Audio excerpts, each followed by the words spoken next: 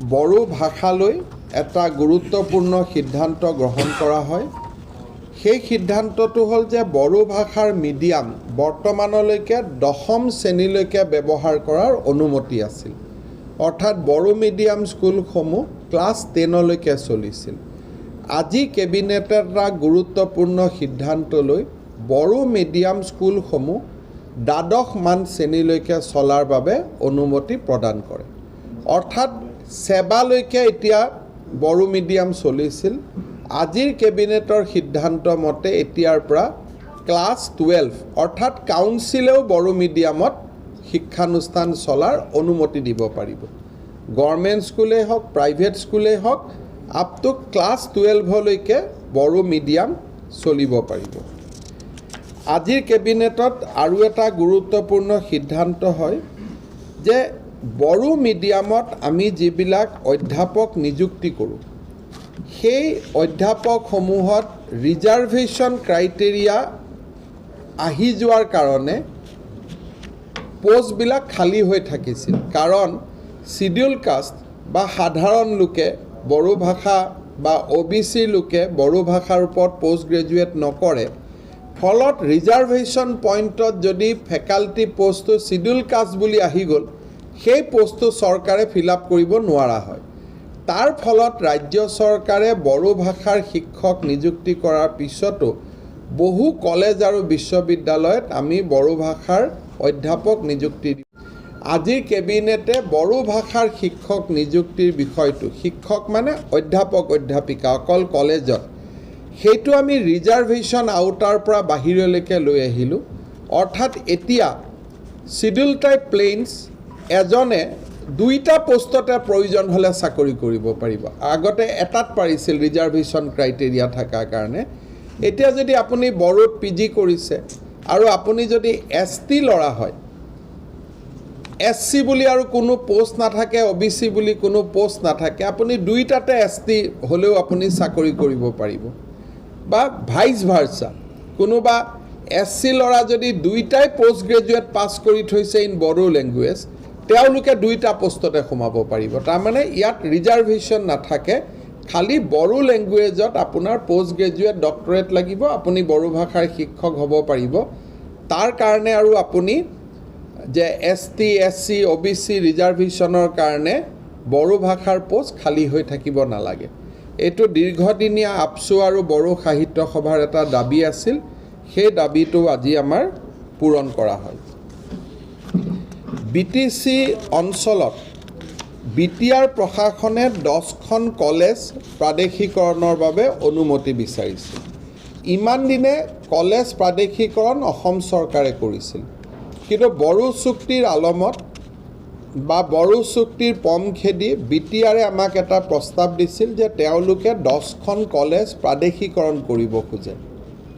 অসম চৰকাৰে এই 10খন মহাবিদ্যালয় প্ৰাদেশিকৰণৰ বাবে BTRক অনুমতি দিছে। They will be provincialized by BTR, salary will be paid by BTR, আৰু BTRে ৰাজ্য চৰকাৰৰ পৰা যি ধৰণে ধন ল'ব লাগে নিয়ম মাফিক সেইটো পাই থাকিব। ইয়াৰ ফলত বড়ো শান্তি চুক্তিৰ এটা ডাঙৰ দফা, প্ৰাদেশিকৰণৰ দফাত আমি প্ৰথম পদক্ষেপ ল'বলৈ সক্ষম হ'লোঁ। আপোনালোকে BTRৰ মুৰব্বী প্ৰমোদ বড়োৰ পৰা এই 10খন মহাবিদ্যালয়ৰ নাম সংগ্ৰহ কৰিব পাৰিব।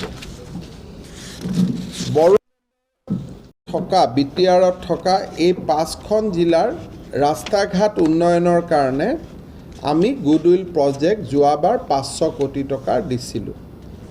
আজি আমি নতুন আৰু এটা প্ৰজেক্ট BTRত আৰম্ভ কৰিব খুজিছোঁ, মুখ্যমন্ত্ৰীৰ গুডউইল প্ৰজেক্ট। এই প্ৰজেক্টৰ অধীনত এই বছৰ ৰাস্তা ঘাট বনাবৰ কাৰণে BTRে অতিৰিক্ত 250 কোটি টকা পাব আৰু অহা বছৰ তেওঁলোকে আৰু অতিৰিক্ত 250 কোটি টকা পাব।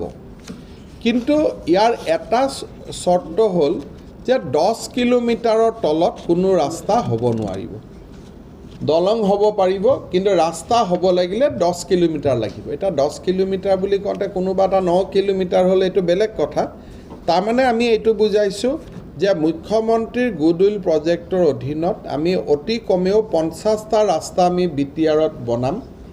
50টা ৰাস্তাত যদি 1 কোটিকৈ গ'ল 50 কোটি হ'ল কিন্তু 10 কিলোমিটাৰৰ ৰাস্তা হ'ব টোটেল 500 কোৰ্ছৰ আমাৰ ৰাস্তা হ'ব আৰু 500 কিলোমিটাৰ আমি ৰাস্তা বনাব পাৰিম যদি দলং বনাই তেতিয়ালে কম হ'ব গতিকে আজি আমি বিটিআৰৰ বাবে এই গুডউইল প্ৰজেক্টটো আমি অনুমোদন জনাইছো 250 কোটি টকা এই বিত্তীয় বৰ্ষত পাব 250 কোটি টকা তেওঁলোকে অহা বিত্তীয় বৰ্ষত পাব ৰাজ্য চৰকাৰৰ লোক নিৰ্মাণ বিভাগে এই প্ৰকল্প ৰূপায়ণ কৰিব বিটিআৰ প্ৰশাসনৰ সহযোগত আজি আমাৰ কেবিনেটত মুখ্যতঃ এইকেইটা সিদ্ধান্ত লোৱাৰ উপৰিও অসম বিধানসভাৰ আগন্তুক অধিৱেশন সম্পৰ্কে কেবিনেটত আলোচনা হয় আৰু তাৰ লগে লগে অহা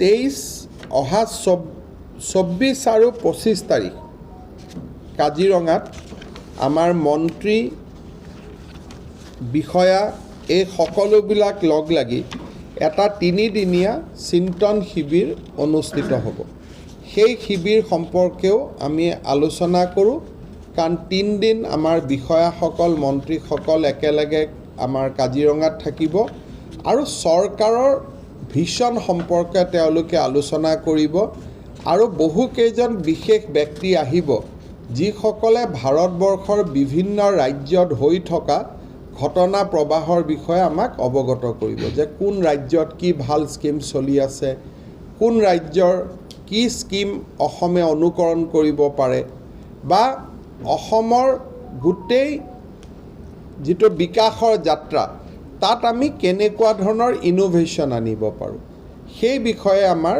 চিন্তন শিবিৰত আলোচনা হ'ব